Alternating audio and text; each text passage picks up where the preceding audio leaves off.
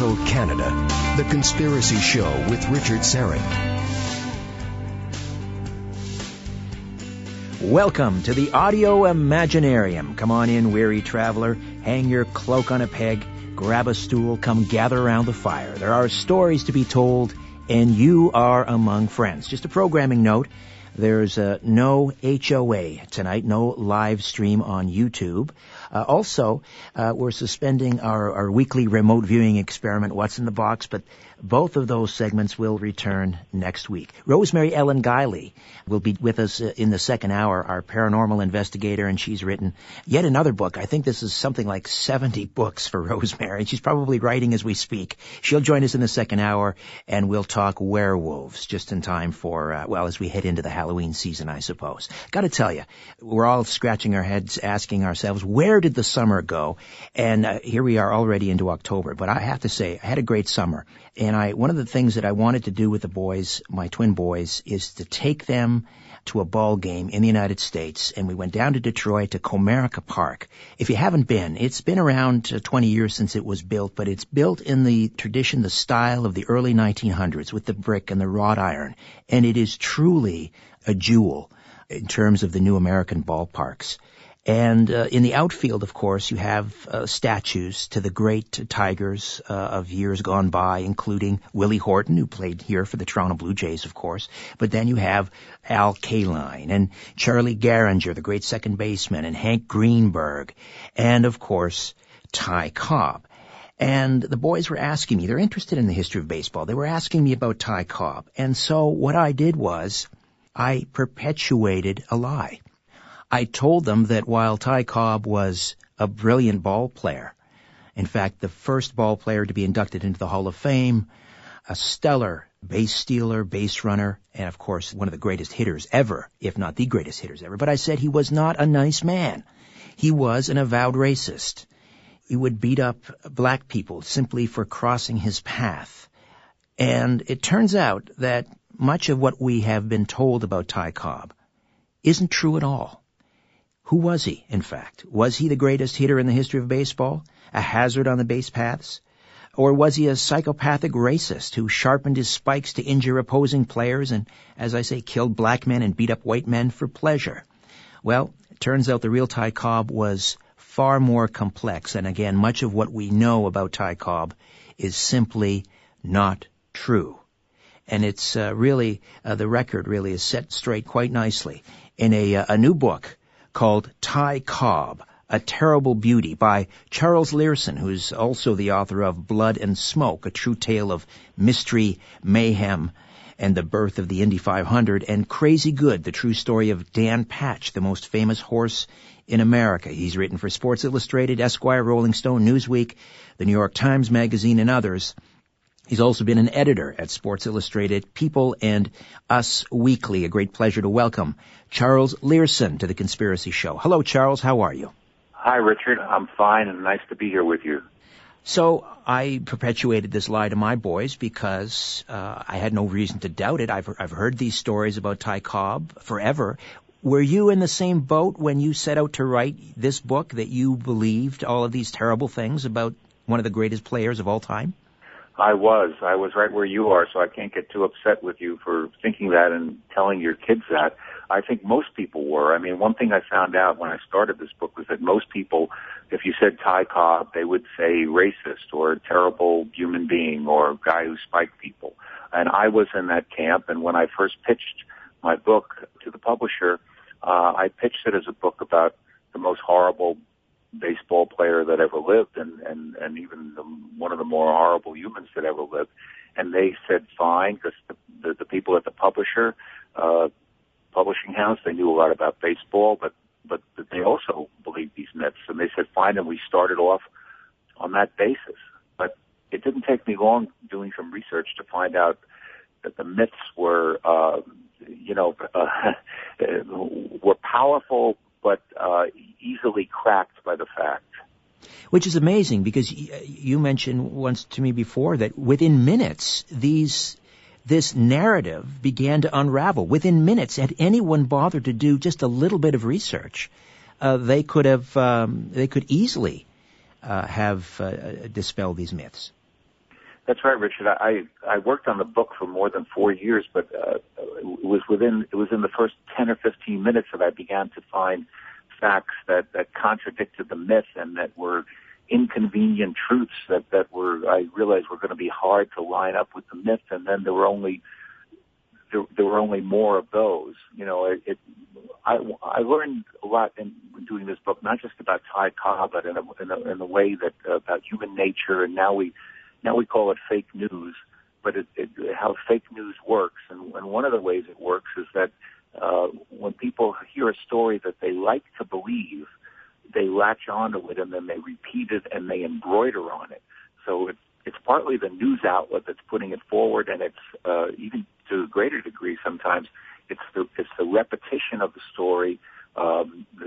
Back in the day, it was just mouth to mouth and people telling stories in bars or over the kitchen table or something like that about baseball players. Now it's, of course, the internet has souped this up to hyperspeed. But that's how I found out how myths get perpetrated. Right, and then fathers telling their sons. Exactly. I'm sure my father told me about Ty Cobb. When I first learned, I learned from him. Well, let's talk. Let me remind listeners, Charles Leerhsen is with us, the author of Ty Cobb, A Terrible Beauty, and fitting that we talk about the greatest baseball player ever, perhaps, as we approach postseason play. It's always a time, to discuss baseball, but for me, there's never a wrong time to talk baseball.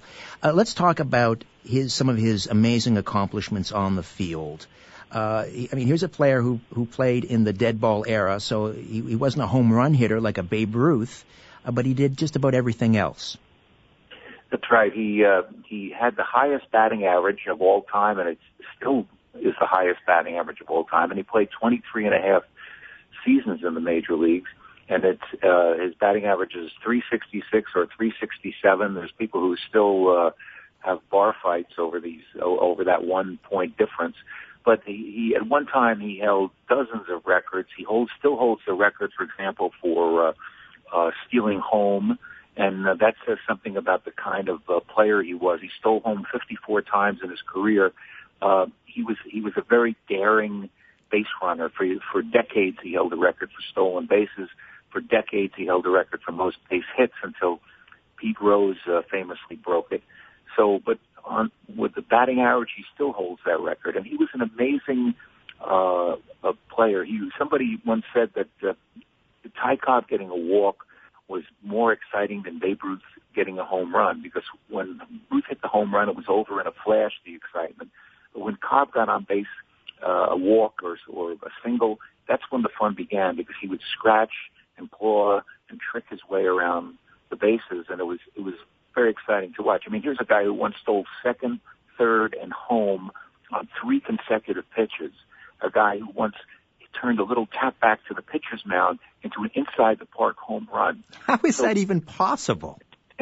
Well, I'll tell you, a lot of people doubt that it is possible, and they challenge me on it. But what happened in his case was that there was a man on third when he hit this little dribbler back to the mound, and that guy got caught in a rundown, and Cobb was watching out of his left eye and was hurrying around the bases, and that guy, just as he got tagged out, Cobb ran right by him and ran home, and Cobb didn't even have to slide to score that inside-the-park home run from a dribbler back to the mound. You never knew what was going to happen when Cobb played the game, and so he not only had a lot of great numbers, but he was very excited, and he kind of invented this way of playing. You know, Ty Cobb came up in 1905, and he played until 1928. And baseball as a big-time major league sport was brand new when he came up in 1905, just 2 or 3 seasons old. And so he kind of invented this way of succeeding in baseball. He always said he wanted to be a mental hazard for the opposition. That was his philosophy, to distract and get them making errors, and so he could make his way around the bases. And that's one reason why he sometimes wasn't so popular with the opposition, because he made fools of them in the process. Well, let's talk about some of the things that have been that he's been labeled with, and one, of course, is that he was an avowed racist. Not only an avowed racist, but that he would literally beat black people up simply for crossing in the street in front of him, or of course, the most notorious incident where he was alleged to have murdered a black man in a restaurant, I believe in Cleveland, just because this black waiter was quote end quote uppity. So, right. What did you find out? Well, the important thing to remember, first of all, about the Ty Cobb myths is that the real myths of Ty Cobb, the monster, he was always known as a very aggressive player and a grouchy guy, you might say, and a hard guy to get along with. You know, so were Joe DiMaggio and Ted Williams and quite a few others. But the myths of Cobb, the monstrous human being, all started after his death in 1961, based on no new evidence. So that's important to remember there, but just based on assertions by hack sport, one particular hack sports writer who got the ball rolling. But the myths about Ty Cobb being a racist were attributed, just came from the very fact that Cobb was born in Georgia. He's known as the Georgia Peach. That was his nickname. He was born in Georgia in 1886 in rural Georgia. So you say, well, how can a man born then and there not be a racist? Right, a safe assumption. Right. First of all, there's no record of him. This business of, I hear it so often, the avowed racist. You know, I say to him, well, where did he make this vow? Show me where he made this vow. There's no evidence there. But meanwhile, apart from that there's no evidence of racism, there's also the fact that what I found when I looked back into the records, I found that his great-grandfather was a preacher who preached against slavery, that Cobb actually came from a long line of abolitionists. His great-grandfather preached against slavery and was run out of town for it. His grandfather refused to fight in the Civil War because of over the slavery issue. And his father, Cobb's father, was an educator and a state senator for a while who stuck up for his black constituents and broke up a lynch mob in town. So that's the background that Cobb comes from. You might say, well, what does that mean about him? But the first time Cobb was asked about race was in 1953, actually, after the Texas League, the minor league, had integrated finally, belatedly, after Jackie Robinson. And Cobb said, I found this quote he told the Sporting News. He said, the Negro should be accepted wholeheartedly and not grudgingly. The Negro has the right to play professional baseball, and who's to say he has not? And that's the one and only time Ty Cobb ever went on the record about integration. Right. So one time, the first time he was asked, and that's what he said. And by the time he said that, he'd already attended many Negro League games. He'd been asked by the Negro Leagues to throw out the first pitch at Negro League games, which he did. He sat in the dugout with the Negro League players. You can find his name on baseballs signed by all the Negro League stars, and there's Ty Cobb, the one white man. So the truth is actually 180 degrees opposite. Right. I mean, that does not sound like that wouldn't have been, he certainly wouldn't have been welcomed at a Negro League game had he killed a black waiter in a restaurant simply for being uppity, or whether he, beat black people. Listen, we have to take a time out, Charles. We'll come back and we'll talk about some of the other charges against Ty Cobb. Charles Leerhsen, the author of Ty Cobb, A Terrible Beauty, right here on The Conspiracy Show. My name is Richard Syrett. Don't go away.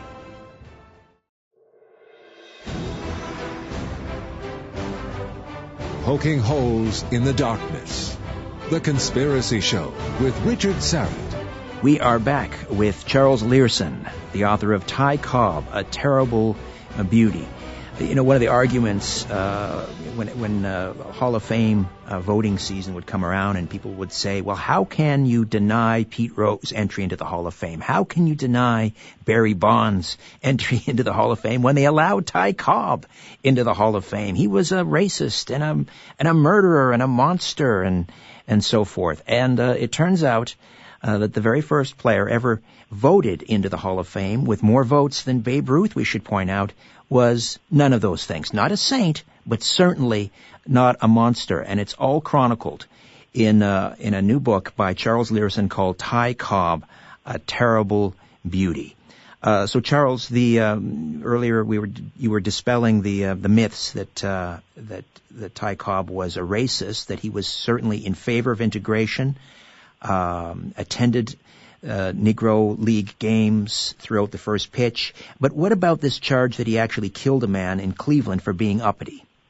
Well, that I heard a lot. You know, when I was doing my research, several people said to me, "Are you going to mention this that he killed this young black waiter in Cleveland for being uppity?" And I said, well, sort of, because if you look back at that case in Cleveland, what happened was, now, as you just said, Cobb was no saint. He got in a lot of fights. I don't make him out to be a saint in the book.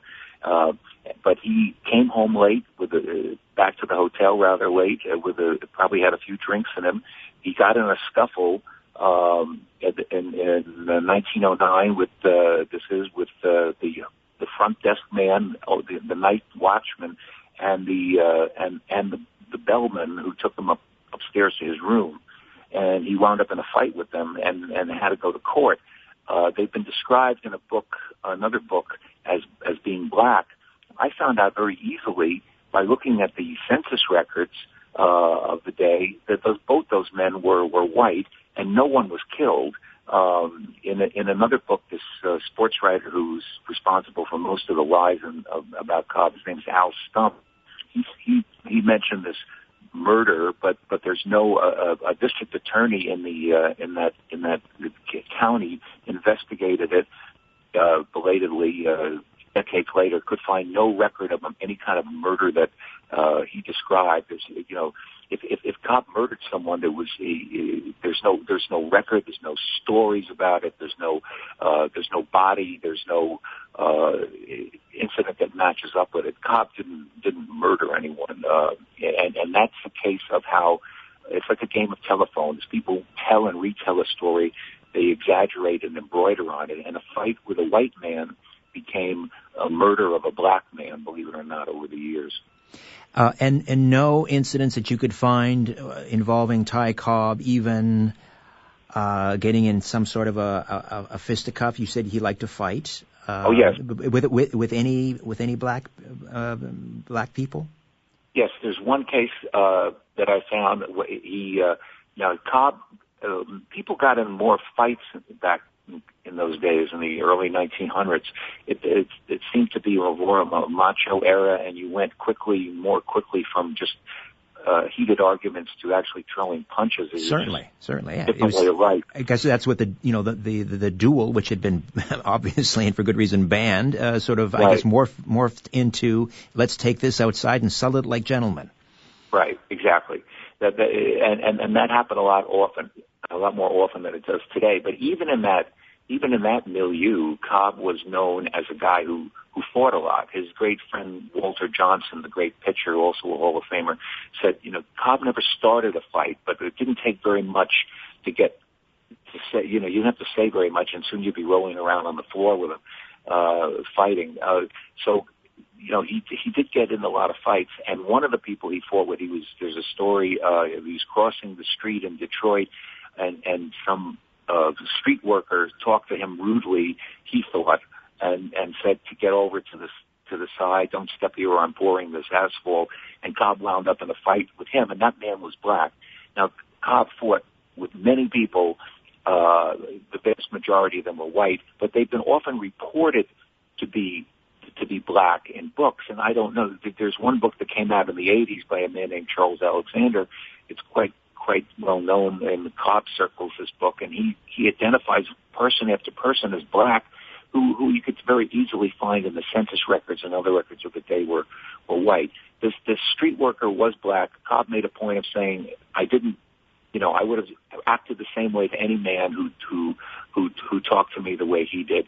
Who knows? It's hard to say, what racial overtones there were in the heat of the moment, but that's the only case of Cobb getting in a scuffle with a black man, and there are many cases, more cases of white men, but there were many also misreported cases of people described as black who turned out to be white. Right, but that's a long way from the reports that he would cross the street, to throttle a black person or beat them with a baseball bat simply for being in his way and so forth. Right. A very famous, not famous, but a very well-respected baseball writer named Timothy Gay wrote a book Trish Speaker, who was a contemporary of Cobb's. And in that book, the author said that Cobb would pistol whip any black man he saw walking down the street, any black person he saw walking down the street. I mean, that's absurd. You couldn't get to 23 and a half years in the major leagues acting like that. You would have met your measure, and whoever you were trying to do, that's crazy. And I should have known. The myth was so crazy, the myths about Cobb. I should have known. I should have been more suspicious of them to begin with, actually, and not accepting them. But they were so extreme that they almost fall apart on their own sometimes. I believe you also mentioned in the book that Ty Cobb once also went on record as saying that I think it was Willie Mays or Hank Aaron was the only baseball player, period, he would pay money to see play. Right. He said that about Willie Mays. He also said at other times that Roy Campanella, of course, who was a black player catcher for the Dodgers, was the only player that reminded him most of himself. He praised Hank Aaron's skill and intelligence as a batter. He selected, picked out black players for praise, and said that black people should be accepted wholeheartedly and not grudgingly at a time in the early 50s when you could look back in the record and you find out that other people were saying, other players and managers were saying, well, I don't know, it's a little soon, I'm not in favor of this, I'm for the traditional way. They had different ways of saying it. Cobb said, accept wholeheartedly and not grudgingly, and he spoke up in praise of the play of, and he was a hard guy to get a compliment from, but he praised those black players who deserved praise, who were some of the greatest players of their era, of all time, actually. Did he ever meet Jackie Robinson? Not that I know of, but he, as I say, he was in favor of that era, and not that era, but in favor of that development of baseball, and he was all for integration. Charles Leerhsen is the author of Ty Cobb, A Terrible Beauty. He joins me on The Conspiracy Show. Charles was also an editor at Sports Illustrated, People, and Us Weekly. And the other area, of course, that we have to discuss is his play on the field. You mentioned that he was a fighter, but we also hear this legend that Ty Cobb would sharpen his spikes so that he would deliberately attempt to injure players as he was tearing around the base paths and sliding aggressively into second base and home plate and so forth. What did you find out about that, Charles? Well, what I found out was very interesting. I couldn't find any player. I found that some of the sports writers from the towns other than Detroit, the opposing towns, kind of try to whip that business with spikes. We have to put ourselves back in the early 20th century when Cobb first came up. Spikes were a new phenomenon, and the people who were sitting in the stands watching this game of baseball probably had not grown up playing baseball and wearing spikes. They didn't play Little League. They hadn't played. They may have played some sandlot pickup games, but so spikes were this mysterious thing. I found a lot of stories in newspapers about how spikes were going to kill people, and they were a dangerous sort of science fiction almost device, something that people were afraid of. So you have to keep that in mind. And then you think of Cobb, who was very aggressive on the base paths. So some of the sports writers said this about him, but I could not find a player who did not praise Cobb for his skill and his base running ability. And the attitude of the players seemed to be, well, some of the civilians may think this about Cobb and spikes, but we, the players, the guy who played the game with him, we know differently. One catcher said that Cobb was too pretty a slider ever to spike someone. Ty Cobb was a scientist of the game. He had 9 different types of slides, and virtually all of them had to do with being elusive and getting away from the tag, not sliding right into it. So that's important to know. It's also important to remember, as he often said, that he felt he was entitled as the base runner to this little, what he called my little patch right in front of the base. And it's true. The runner is entitled to that. And he can slide in there with his spikes and slide in. And if you want to stick your hand there, you do that, as those guys said, in in that day. That's on your watch. Right. In hockey, it would be analogous to a player drifting into the goalie's crease. And exactly. If Billy Smith with the Islanders didn't want you in front of him, or Ron Hextall with the Flyers, he'd wield that paddle like an axe, and your ankles be damned. Right. And exactly. And as far as this filing of the spikes and the sharpening of the spikes, I found that was a folk myth in baseball that went back to the 1880s and had been applied to various people, probably none of whom actually did it. One was John McGraw, the great Giant manager and the Hall of Fame player. And Cobb never sat on the top step, or some people say on the top of the dugout, cackling and filed his spikes. He never filed his spikes at all. In fact, in 1910, he was tired of this rumor about him and this accusation. He wrote a letter to Van Johnson, the president of the American League, asking that Johnson pass a rule that players had to dull their spikes with a file, and that the umpires should come around and inspect them before each game to make sure they weren't too sharp.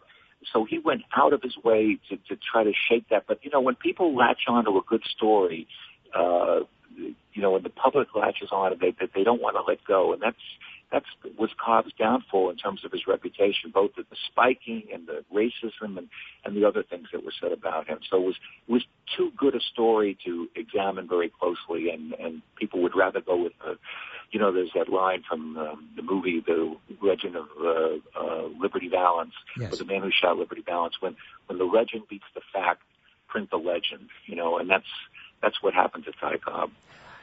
Which is, he's been dead and gone for 56 years. Right. But he still has family. He has descendants who have had to live with this slander right, for generations. And along comes Charlie Leerhsen and redeems Ty Cobb. Albeit posthumously, but better late than never. Listen, we'll take another time out. We'll come back, and I want to delve into the sharpened spike legend a little bit more. There's a great story, or a great photograph, of course, involving a catcher with the St. Louis Browns, and it looks for all the world like Ty Cobb is sliding in there, trying to injure the catcher. You'll tell us about that when we come back. The Conspiracy Show. My name is Richard Syrett. Stay right with us. In a democracy, we elect officials so we can sleep at night. So why are you up? Welcome back. We're here with Charles Leerhsen, the author of Ty Cobb, A Terrible Beauty. We were talking about Ty Cobb, the legend that he would sharpen his spikes and with the intent of injuring opposing players as he rounded the bases, and you've really disabused us of that. In fact, as you mentioned, in 1910, he wrote a letter to the commissioner of the American League, Van Johnson, demanding that they institute a rule that all players must dull their spikes and that they would have someone go around inspecting them and so forth. But there is that photograph of Ty Cobb sliding into home plate, and there's a catcher there with the St. Louis Browns, and it looks like he's aiming for his crotch, Charles. It looks all the world that he's trying to injure this catcher. Tell us about it. Well, sometimes, Richard, when I'm talking about Cobb on the internet, or posting something on the book's page, people who want to believe that he was a spikes crazed runner will send me this picture. I'm sure a lot of your listeners have seen it. The catcher, whose name is Paul Critchell, he's crouching. It's this frozen moment from 1912, and Cobb is very high off the ground, and it really looks like he's coming in right as you say, his crotch, and it looks like Critchell, as I say in the book, looks like that famous picture of Lee Harvey Oswald, where he's squinting right when he gets shot.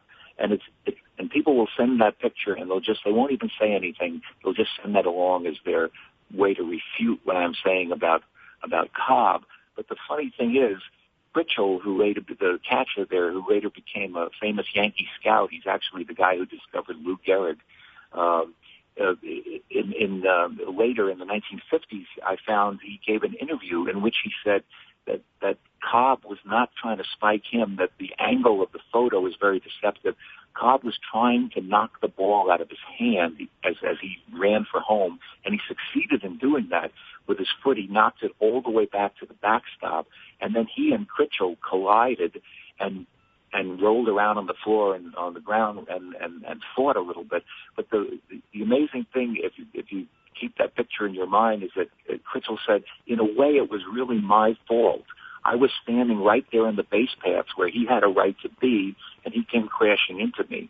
But he never was trying to, stab Critchell with his spikes. He was trying to knock the ball away. And you can imagine what an exciting play that is, and a daring play on Cobb's part, and why Cobb was the biggest draw in the American League because of the way he played. And what's interesting is, if Cobb was in fact this vile human being, why would Critchell go out of his way almost to defend Cobb in that particular play?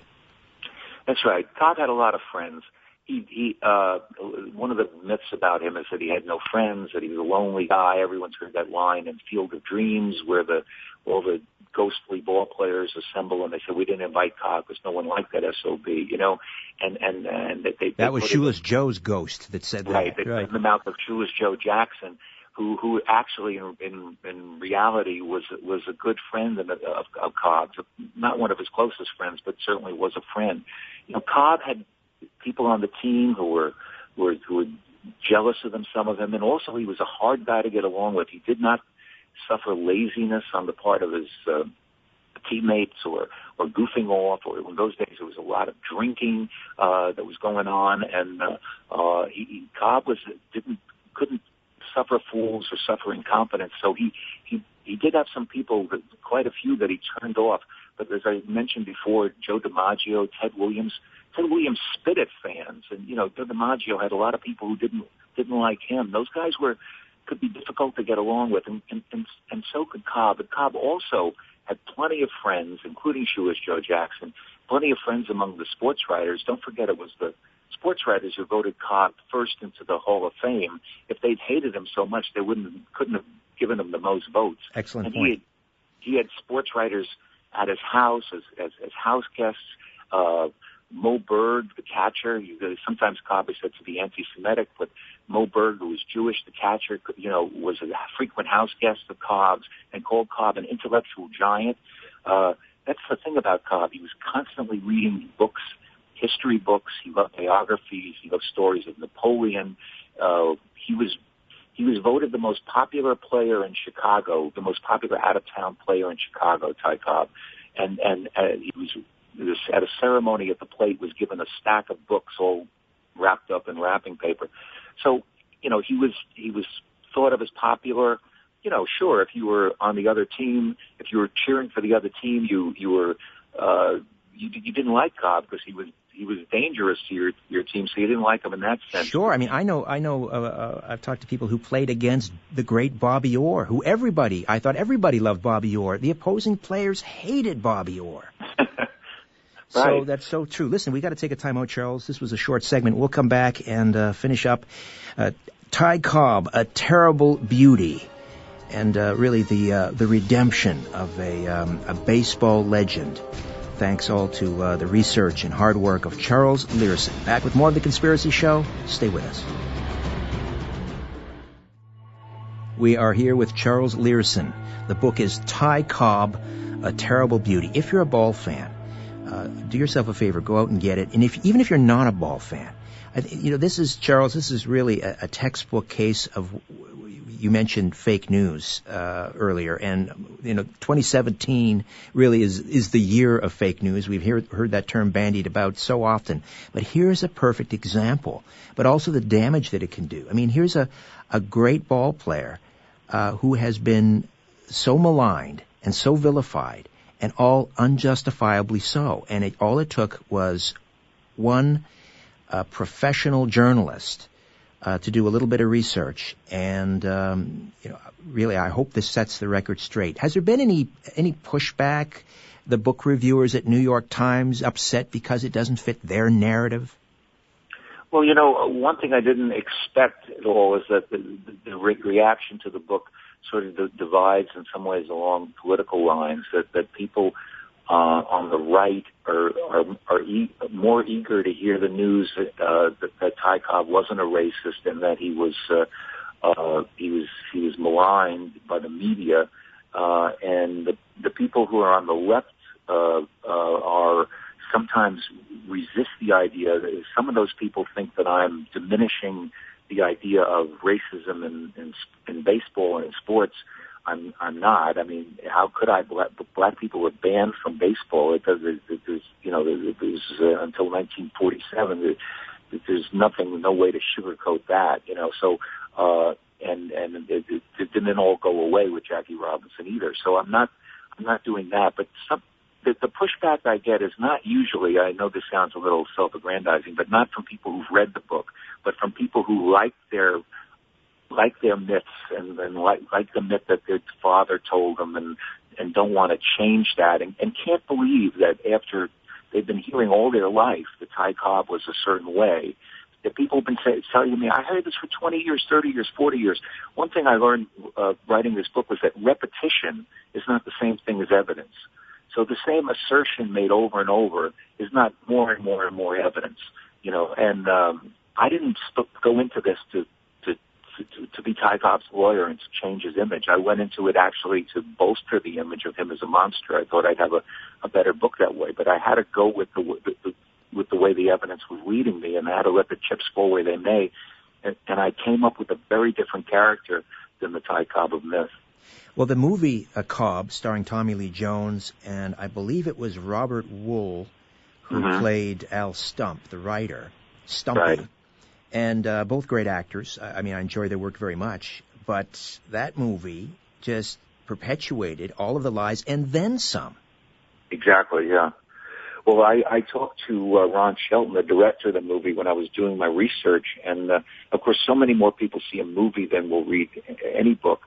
And so it's had a powerful effect, even though it was a box office disaster when it opened and didn't stay in the theaters long. People have watched it on CDs and on Netflix and all now.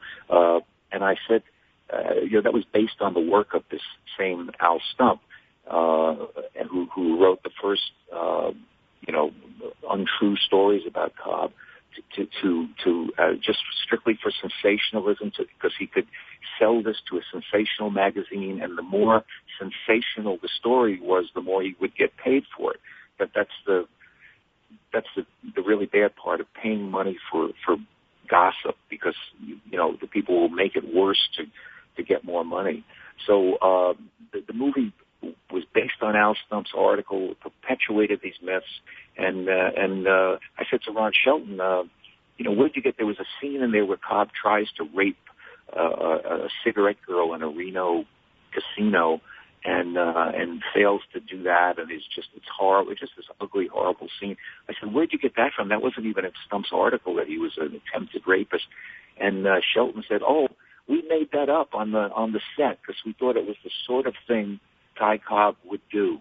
Unbelievable. Unbelievable. So that's the way. See, that's the embroidery right there, and the extra added filigree that people put on already bad myths. Well, let's talk about Stumpy, Al Stump. He met with Ty Cobb. I mean, Cobb did concede to be interviewed, correct? Yeah, they had a complicated sort of history. Ty Cobb died in 1961, and about 1959 or 60, Stump signed up to ghostwrite Ty Cobb's autobiography. One of those books that we see them all the time. They say, by the player as told to someone so or with someone else, and the other person's invariably a professional writer, usually a sports writer. So Stump was a long-time sports writer, got this gig writing Ty Cobb's book, in which Cobb wanted to finally set the record straight. Still in 59, people were saying he was a dirty player. He was tired of that. He was also a very sick man at that point. He had cancer and a few other things. And Stump started to write the book and wouldn't show it to Cobb. This is Cobb's own autobiography. And Cobb finally, I found letters and that no one had published before, with Cobb finally demanding from Stump to get a look at the book. When Stump showed it to him, Cobb went through the roof. It was just silly stuff, lies. There wasn't bad stuff about Cobb, because it was Cobb telling his own story, but it was filled with mistakes and filled with a lot of things that Stump just made up that didn't happen. Cobb was threatening to sue to stop that book, which was eventually published, called Ty Cobb, My Life in Baseball. came out right after his death in 1961. Cobb died before he could file the lawsuits and get it stopped. The book didn't sell very well, and then Stump, a couple of months later, pitched this story to a magazine called True, which is one of these, like the National Enquirer or Salacious kind of barbershop magazines, and it pitched the story of his time that he spent with Cobb, which was really just a few days. Stump just spent a few days with Cobb and went off and made up the rest. But he exaggerated the amount of time he spent with him, and he depicted him as a gun-waving misogynist who was threatening everyone in his own family, who was riding around Reno waving a gun and going to the bank president's house to get his check stopped and all kinds of crazy stuff. Didn't say anything about racism or anything else. That came later. And this story came out, and it caused a sensation. No one had seen anything like this written about a baseball player before. This is 9 years before Jim Bouton's Ball 4, which kind of blew the lid off baseball players not being like angels and Boy Scouts. But so no one had ever seen this, and the sports writers rushed to Cobb's defense. But in the process, they wound up disseminating this salacious, titillating story all the more, and more people found out about it, and people kind of liked this idea of this crazy, wild man that they thought was just a cranky old ball player running loose, and that's how it began. But like a forest fire, it began with just a little spark, and that was the spark that did it. That article. And then Stump would later write a book. Charles Alexander would write a book, and so on and so forth. And then Ken Burns would make his documentary about baseball, in which he repeated the myths. Then there was the Ron Shelton movie called Ty Cobb, which repeated them again. I just want to jump in. Sorry for the interruption, but Ken Burns. Yeah. I mean, people look at that documentary, and I have the book that accompanied that documentary. That's for baseball fans like me. That's like the Bible. And so for Ken Burns to repeat a lot of these lies, my word, I mean, that's so damaging. Well, Ken Burns is not a historian. He's not a researcher. He just takes what's out there and makes it look good and makes a good visual story out of it. And that's what he did with Ty Cobb. He didn't question what was out there, question the myths. He just took them and put them out there. But I'm very proud to say that Dan Okrent, who's a sports writer and editor, also worked at Sports Illustrated as I did, who was in that film talking about how Ty Cobb was a disgrace to baseball, has said on the record that since reading my book, he would never say that. And if Burns ever went back to the subject, he would admonish Burns and tell him that Ken Burns, you got to set the record straight about Ty Cobb. So he's changed his mind after reading my book. Dan Okrent has, and it's one of the things I'm proudest of. Right, as well you should be. What about any of the other? I was just going to say, it's too bad someone like an Ernie Harwell, the longtime broadcaster with the Tigers, never had a chance to read this book. What about someone like Vin Scully, who just recently retired? Has he read it? Do you know? Did you hear from Vin Scully? I haven't heard from him. The book has gotten been very well received. It's won 2 prizes from SABR, the Society of American Baseball Research. It was voted the best baseball book of the year. Won the Casey Award. It's called. So it's gotten a great reception, and throughout baseball, I've seen people interviewed, managers interviewed, and I've noticed the book in the back behind them in their office on a couple of occasions. So I think it is changing minds, but a book, has to be read, has to be consumed, and has to be thought about it. And a lot of people have to get over this hump of being open to a story that clashes with the story that they've heard all their life. Right. I mean, one book in the face of 56 years now, almost 60 years of lies that have been perpetuated over and over. That's a tall order to change minds wholesale all at once, but hopefully bit by bit. What about the descendants of Ty Cobb? He has grandchildren, I believe, still alive, does he not? Right. There are a number of grandchildren still living, and one of them, Herschel Cobb, I interviewed for the book. And he wrote a book of his own, which is actually very interesting and well-written book about what it was like to have Ty Cobb as a grandfather and how he was a kindly man, the classic grandfather, and not a monster and at all. And within the family, he was beloved. Since then, I've also met, since the book came out, I've met Cindy Cobb, who lives in New York State, as I do, and Peggy Cobb, who lives in South Carolina, and we've kind of become friends. But I didn't set out to please any member of the Cobb family or to be Ty Cobb's lawyer, or to make a saint out of him. I set out just to find the facts and tell the story, and this is the way it's worked out. To me, I can't find any other story in history that's such an extreme example of people going with lies. With Cobb, you had to have the right set of circumstances. He was already dead, so he couldn't defend himself when the real big lies started to emerge. And it had been so long since he'd been in baseball. He didn't stay involved in baseball after he retired in 1928, so he was sort of out of circulation. People, and also the key thing was that there was no film of him, so people didn't have a sense of who the real man was. There's almost no film of him. There's a little, but precious little. Well, they do now, Charles. They have right. a really, finally, not a cartoon version, but a real flesh, bone, and blood image of Ty Cobb, warts and all. Right. And as you point out, Ty Cobb was not a saint, but certainly not the monster, nowhere near the monster. And as a baseball fan, I really have to tell you that what you've done is very noble, because for baseball fans, we want to look up to the players that really exemplified all the great aspects of the game, and we yearn that they take those values off the field and exhibit them elsewhere, off the playing field. And Ty Cobb had that in him, and now thanks to you, we can set the record straight I'll set the record straight with my boys to begin with, and hopefully the word will spread that Ty Cobb was no saint, but certainly a great man on the field and a pretty decent fellow off the field too. I think that's safe to say.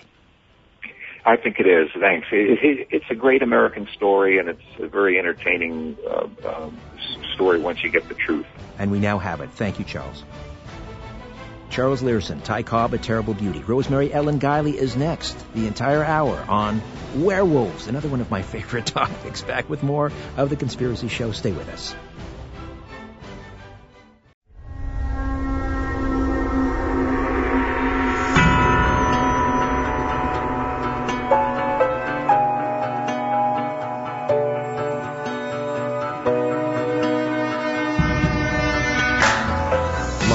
From Toronto, Canada, The Conspiracy Show with Richard Syrett. Thanks for inviting me into your home, your long-haul truck, RV, camper, your parents' basement, your loft, a taxi cab, that greasy spoon just off the interstate, and your cabin in the woods. Welcome to all of you listening in on one of our affiliates, the podcast, of course, at TalkZone.com. Those of you who take the show with you on your mobile device, the Conspiracy Show app, fabulous free download. And also those of you who watch the YouTube channel, the Conspiracy Show with Richard Syrett. Just a reminder, no live YouTube stream this week, no remote viewing experiment. We'll continue both of those next week. However, and wherever you're listening, I bid thee the warmest of welcomes, and I thank you for your fine company. Rosemary Ellen Guilley is here for the full hour as we head on into the Halloween season. What better time than to delve into one of my favorite subjects? Let me crib here from the introduction of Rosemary's new book, Werewolves and Dogmen. Werewolves have instilled fear and dread in human beings since ancient times. The wolf is one of the fiercest, most dangerous, and most cunning of animals. Combine it with the intelligence of a human, and the resulting creature becomes even more formidable. Add supernatural characteristics, and it becomes one of the supreme mystery beings. Rosemary Ellen Guilley joins us once a month She is the author of, well, she's closing in now on 70 books. Her website is visionaryliving.com, and always a great pleasure to welcome her back to the program. Rosemary, how are you? Hi, Richard. Well, it's Halloween season, as you just mentioned. It's my favorite time of the year because it's all about ghosts, poltergeists, mysterious creatures like werewolves, vampires, contact with the dead, all the subjects that I really love. Well, tell us about how this book came together. You are the editor, and you sort of compiled these stories. Where do these stories come from? They come from Fate magazine, from the vaults of Fate magazine, and I also added a few articles of my own that I had written on the topic of werewolves. I have been associated with Fate since the early 90s and holding various capacities. I'm now executive editor. And being very familiar with Fate, which has published well over 700 issues since 1948. Wow. On all kinds of mysterious topics, or topics on the mysterious, I should say. And I just thought it would be great to bring out a series of books where these articles from Fate's history can be enjoyed again by new audiences. They're timeless articles. They're written by the best writers and journalists in the field. I have articles going back several decades, and even right up to the very present, to the latest issue. And Werewolves and Dogmen covers quite a bit of territory, and I am planning others in the series. They're all going to have a theme that's popular now, and I've gotten very positive response from folks who are enjoying these articles that have been really hidden in the vaults, and now they're freshly published again. You know, I had to laugh when I was reading Werewolves and Dogmen right off the top, because I married into a Greek family, and I remember last Halloween we were, sitting around the table, and the kids were discussing, what are you going to be? And Zachary wanted to be a hobbit. And I said, nobody wants to be the Frankenstein's monster anymore, or no one wants to be a werewolf. And then it was either my wife, the lovely Aphrodite, mighty Aphrodite, or my mother-in-law offered up, did you know that lycanthrope is a Greek word? And I had to say, of course it is. Every single word seems to have a Greek origin. But lycanthrope comes from ancient Greek, doesn't it? Well, it does, and it dates to very ancient legend involving the Greek god Zeus, or the Roman named Jupiter. The story is told by Roman writers who borrowed from the Greeks. Ovid Metamorphoses contains the story, and we get that term from a legendary king like Lycaon, who defied, to use the Roman names, Jupiter, the king of the gods. He refused to bow down to Jupiter. He didn't believe that he was a god when Jupiter presented himself to the people in his village. And he thought he would devise a very clever test. And he took a slave and boiled him up, cooked him up, and served it, because surely a god would not eat human flesh. And Jupiter instantly knew the ruse, and he was absolutely enraged, and as punishment, he turned the king into a wolf. And so that's where we get the term lycanthropy, lycanthrope, even the shortened version that's so popular today, lichen. A fascinating story of the lineage of the word. But as someone, I'm fascinated by stories in the Bible about the Nephilim, and how the offspring of these the fallen angels who commingled with the daughters of men and produced a race of giants. And they talk about in Genesis, in the book of Enoch, these giants being the men of renown, perhaps even the gods of the Greek pantheon. And with that in mind, and I'm thinking about all of the mythological creatures, half eagle, half lion, and we think that this is all simple legend. But I'm thinking, if there was kind of a demonic component to that, or even, as some suspect, maybe they were aliens. We have all of these chimeras.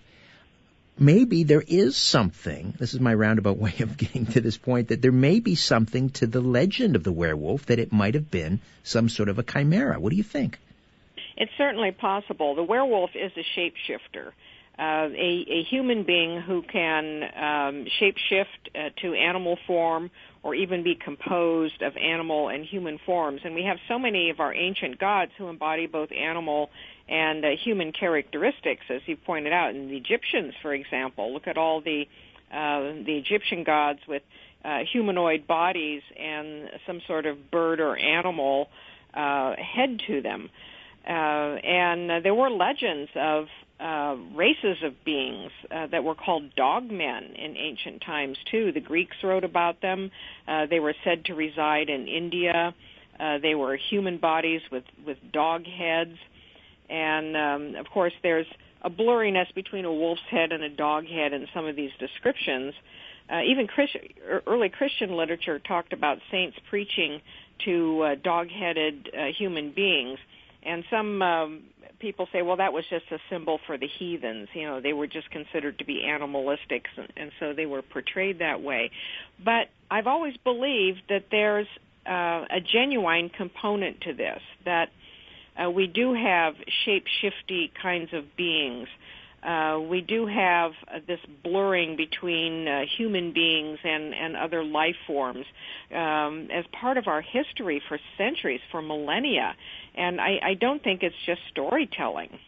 Well, particularly for those who subscribe to the ancient alien theory of the birth of civilizations and so forth, and the idea that aliens had the technology to mess around with genetics and do all sorts of experimentation, and here we are now, thousands of years later, we're doing the same thing, putting the gene of a pig into a human and so forth. So who knows? There may be some truth to it. There's always, as you say, a kernel of truth behind every fable and legend. Here's something that I didn't know, that I learned from Werewolves and Dogmen, and that is that there are two types of werewolves. There's an involuntary werewolf, and that is an individual that you just mentioned, this Roman king who was cursed. That's the involuntary werewolf. But then there's a voluntary werewolf. What is a voluntary werewolf? Well, these are human beings who say that they can shapeshift at will. And there are many cases from earlier centuries that get blended in with the witchcraft craze in the Inquisition of people who say that they were given magical ointments or belts or wolf skins or animal skins by mysterious magical men or the devil that would enable them to transform at will into a wolf, and they would go on these rampages. The involuntary werewolf is someone who's under a curse. And we have many stories, especially in medieval times, they're called romances, of people who commit some kind of sin. And it was often a betrayal, like a wife betraying a husband or somebody betraying a king. And that individual would be punished by being transformed into a wolf, usually for a set period of time or until someone recognized who the wolf truly was and redeemed him through kindness and as a path of salvation.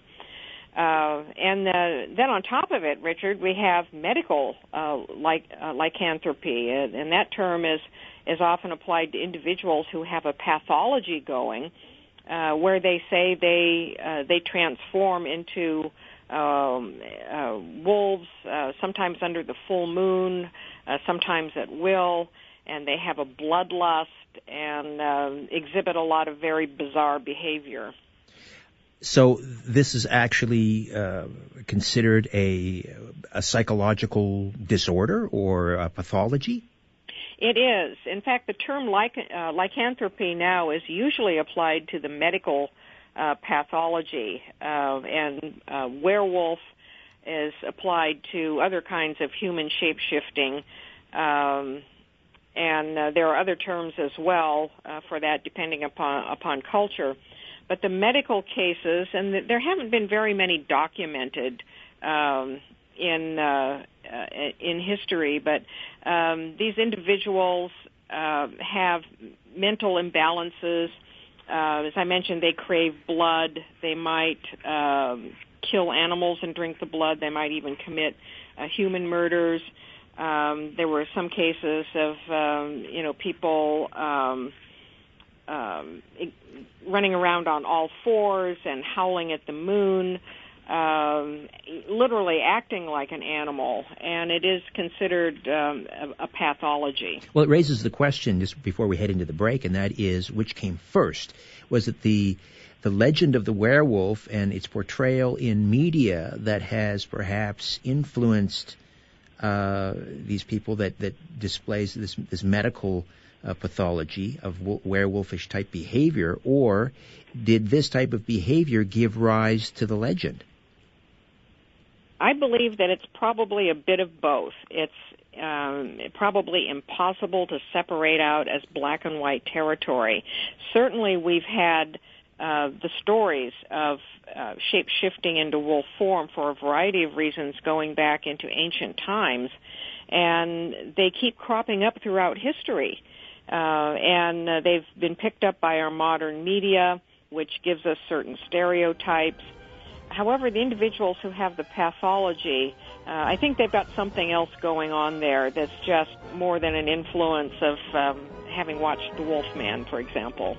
All right, Rosemary, you stay put. We'll come back and continue to delve into werewolves and dogmen with paranormal investigator, researcher, and author Rosemary Ellen Guilley, right here on The Conspiracy Show. My name is Richard Syrett.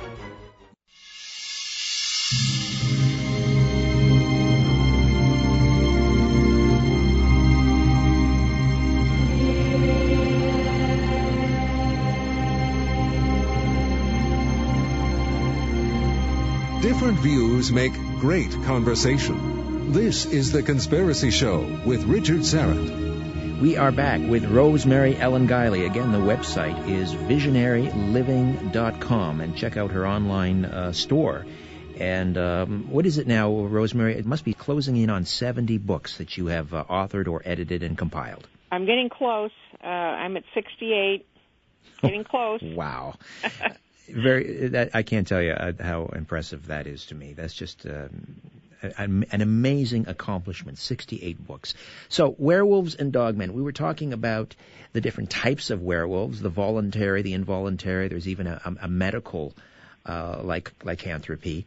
But I want to get back to the voluntary werewolf, if I can, for a moment. Is that related to the American Indian legend of skinwalkers? Yes, it is.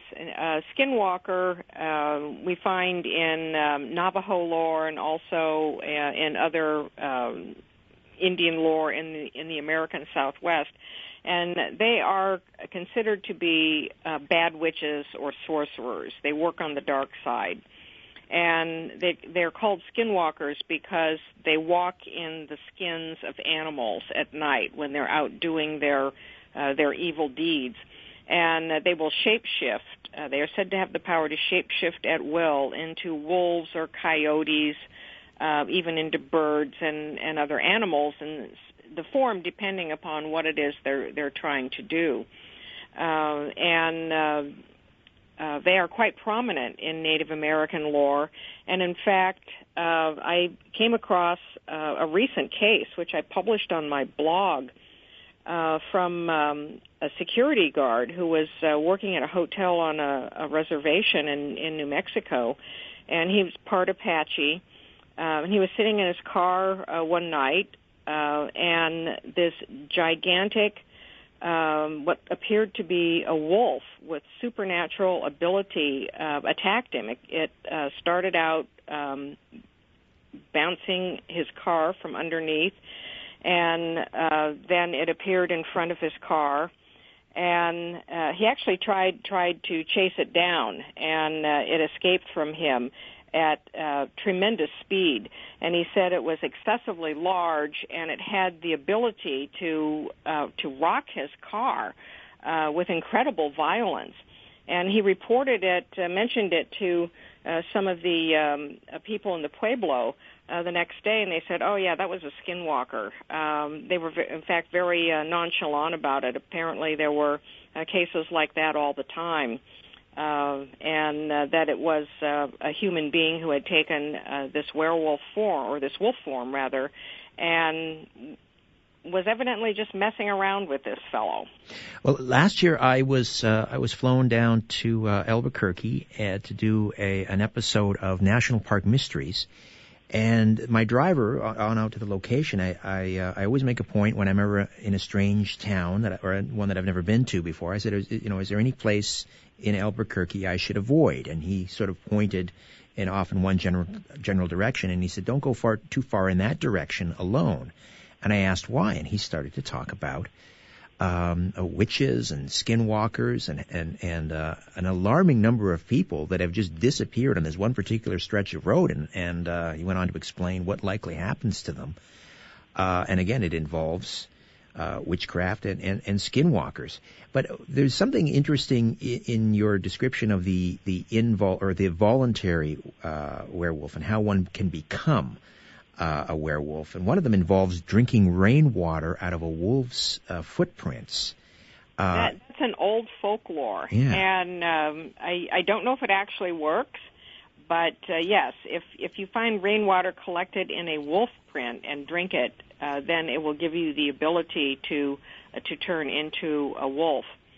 Many of the individuals throughout history who say that they accomplish this at will involve the salve or the ointment, again, from supposedly the devil or a magical kind of person. And there were probably hallucinogenic elements in these ointments that may have given someone the hallucination of being able to shapeshift into a wolf form or any other kind of animal form.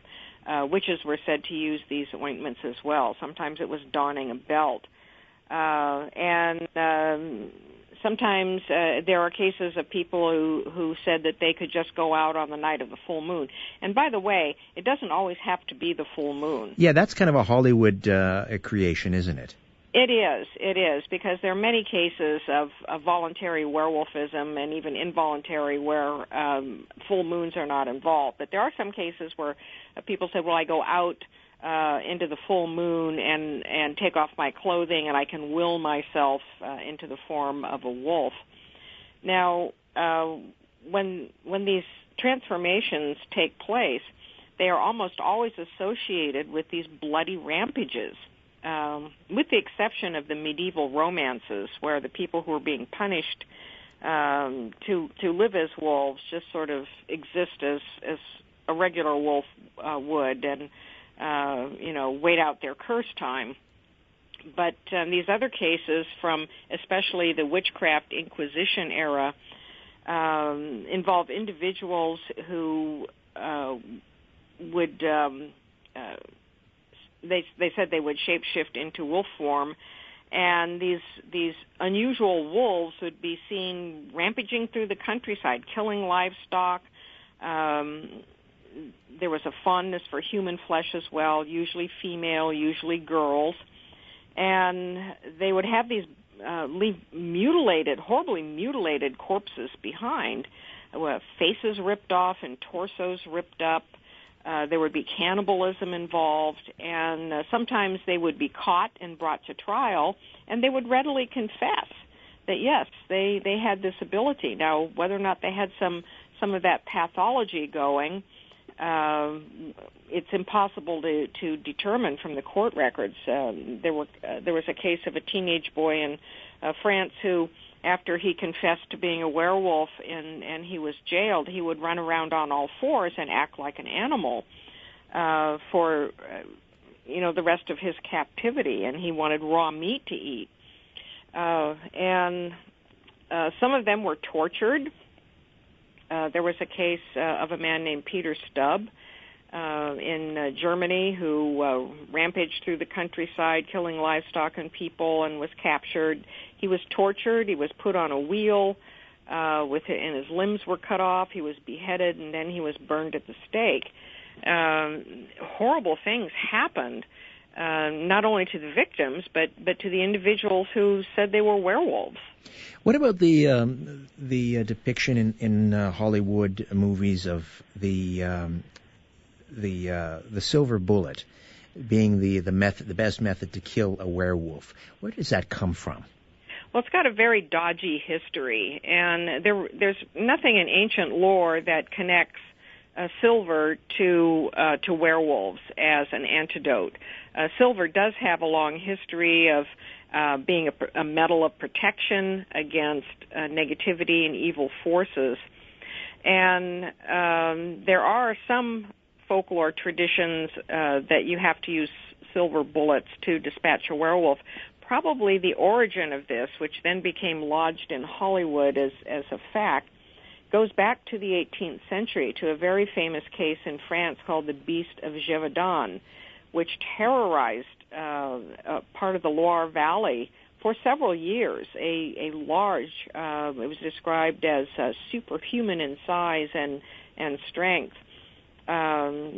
killing 60 people by the time the rampage stopped. And supposedly the peasant who finally killed it, the king's men could not, the peasant who finally killed it said he used a silver bullet. And that really was one of the linchpins then of the silver bullet lore that became a staple of werewolf entertainment. My guess was maybe the Hunt brothers, for those old enough to remember the Hunt brothers who tried to corner the silver market in the 70s, that maybe they concocted this story to increase demand. But I like your story much better. I mean, that lends some credence then to using silver bullets. This goes back to the Loire Valley, you say. Yes, and the case started in 1764, and again with a rampage of a wolf. And it was described by people as being huge, far bigger than any wolf that anyone had ever seen. It had an odd build to it, that is, it looked wolf-like, but it didn't look like a normal wolf. Was it bipedal, or was it all on fours? It was always seen on all fours. There are more modern cases of the creature that goes either on two legs or four. But this was a savage beast and killed people by ripping them up. Their faces would usually be ripped off, and their torsos also just opened up as though by razor-sharp claws. And after about a dozen or so people had been killed, the villagers in the area started moving out. They were scared, and they appealed to the king for help. And he sent his best huntsman into the area, and they went through the countryside for several months and managed to kill 100 wolves. And after they did that, they felt that, well, surely we must have gotten it, and they went home. And after the huntsman left, then the wolf rampage started up again. And the last killings were in 1767, and that's when this peasant, Jean Chastel, supposedly used a silver bullet in his rifle to dispatch this creature, which was described as being a very unusual and abnormally large wolf. So the peasants were going to pack it up and take it to the royal court in Versailles to show the king, but it started to decompose so badly that they had to dispose of it along the way. So no one knows whatever happened to it. Of course, it's easy to dispel something like that as hysteria or just simple rural folk seeing something that didn't happen. But 1767, although it seems like a long time ago, that's the age of enlightenment and so forth. So, this is Ben Franklin and Thomas Jefferson were alive at this point. This is not, this can't be so dismissed so easily. I wanted to ask you, the other Hollywood depiction is that the wolf man or the werewolf is usually bipedal. It's clearly a human-wolf hybrid. But in ancient lore, the werewolf was fully wolf. Was it not? There are depictions showing werewolves that are a combination of human and animal form, but supposedly the shape-shifting would be complete, and the human being would look entirely like a wolf and go about on all fours. And there was another case in France of a boy who approached some peasant girls who were tending flocks, and his clothes were all ripped up, and he was quite bloodied, and he told them that he was a werewolf, and he changed into a wolf and attacked animals and people and ate them. And they found mutilated bodies in the vicinity that he said were his handiwork. His father testified in court that his son was an idiot, that is, he was, insane or mentally unfit. Rosemary, I'm going to jump in here. We'll get the result of that court trial in just a moment. Rosemary Ellen Guilley, author of Werewolves and Dogmen, right here on The Conspiracy Show.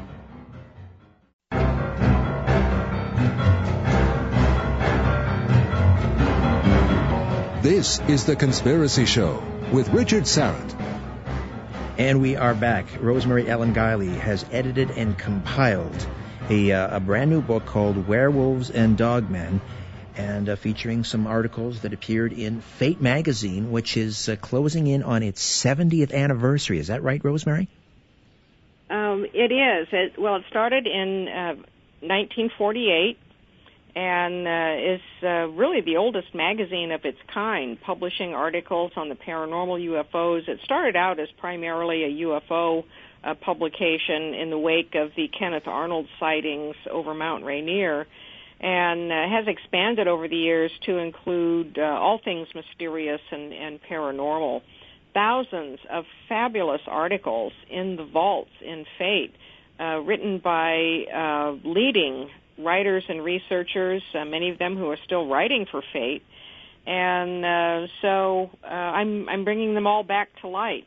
Excellent. So we were talking about the case of this young man who claimed he was a werewolf. They did find mutilated bodies and humans and livestock. His victims, supposedly, there was was this in France as well?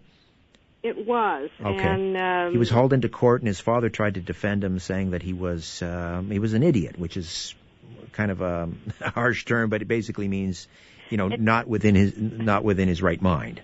It took place in the early 1600s, and the boy's name was Jean Grenier, and he said that a man came up to him one day and gave him a wolf skin and told him that he was a werewolf, and that if he put this skin on every Monday, Friday, and Sunday for about an hour at dusk, he would be transformed into a wolf.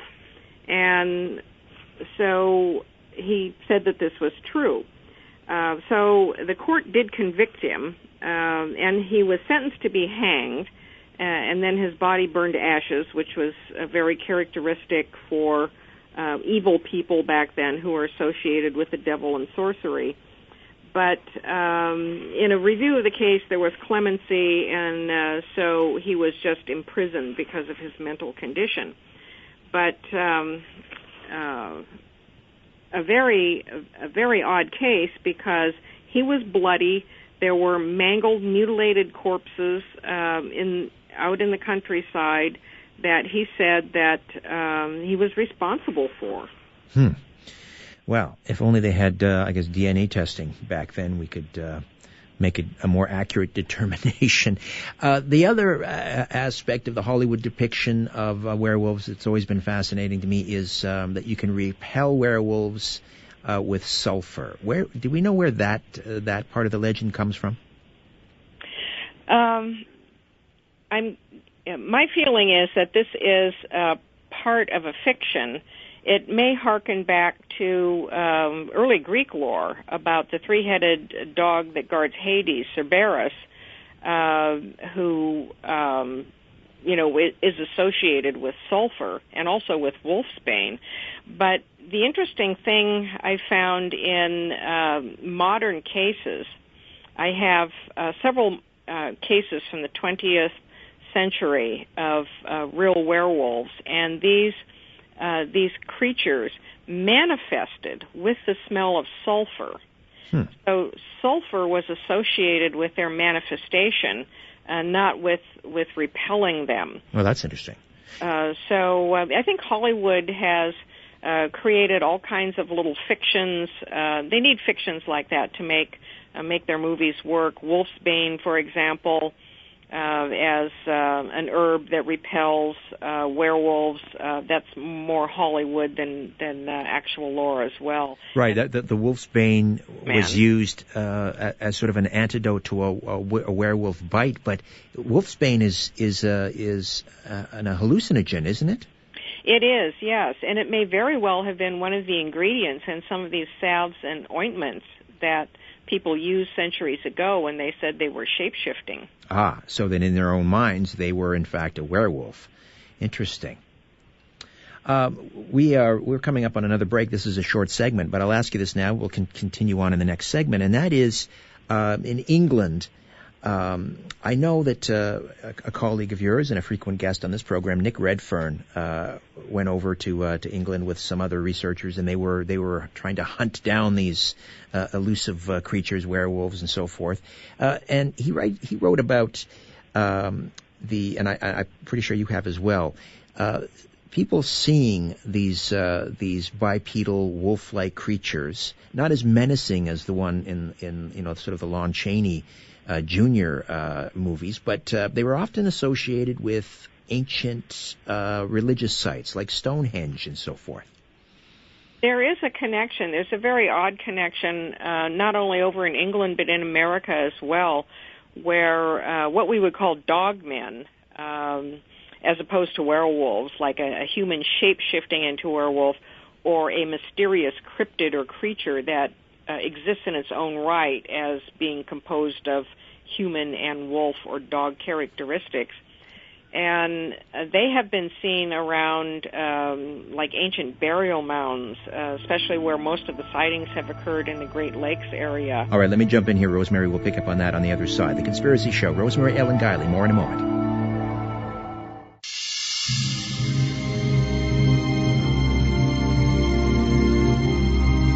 Corporations, governments, and sometimes entire civilizations.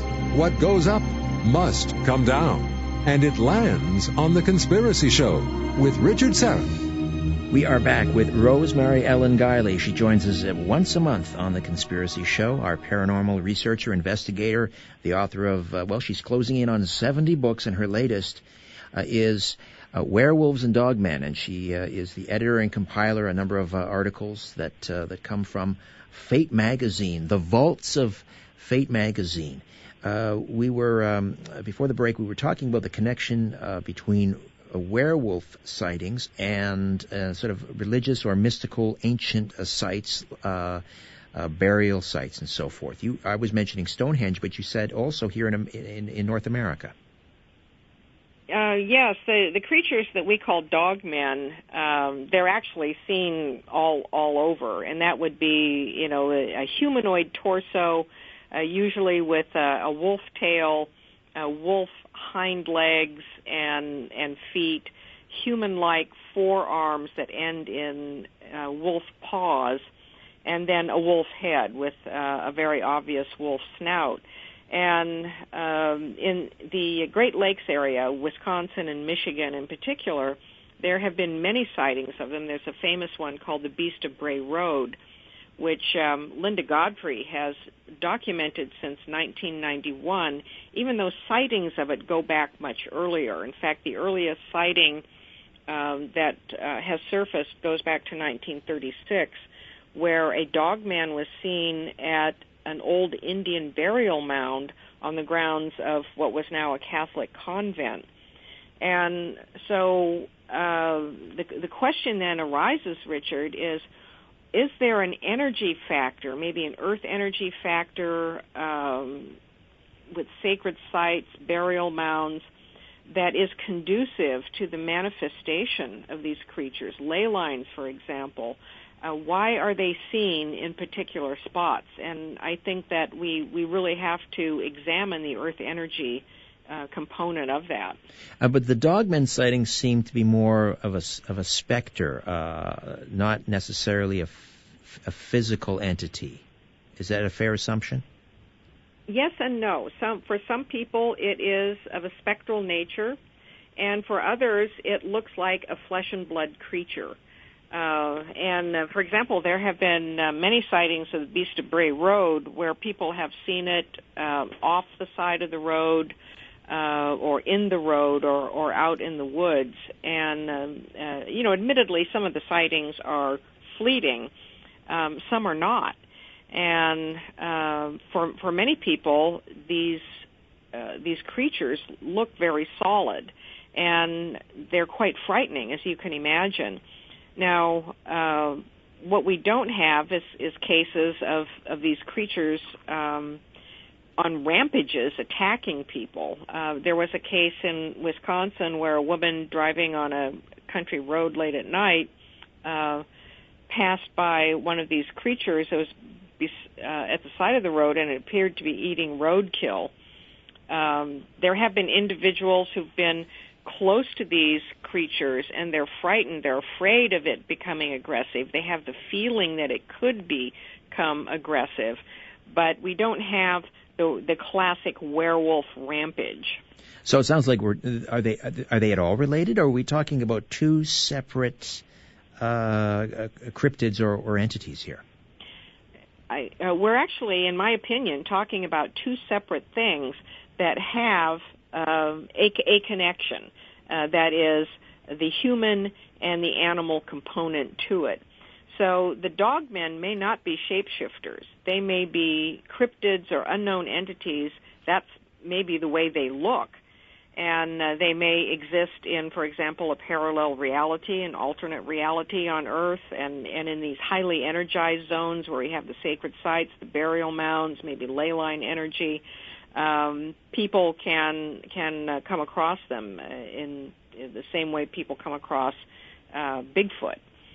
Whereas the werewolf, by technical definition, is a human being who, through some means, transforms temporarily into a wolf state. Have you been to Bray Road? Have you done an investigation, field research? I have not.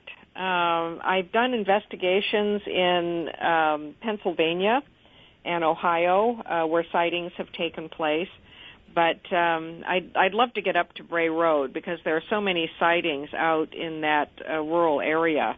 Wisconsin and Michigan do seem to be the capital of dogmen sightings, but as we researchers have given this topic more attention, more people have been coming forward with their reports, and they are scattered all over America, and I would say all over North America as well.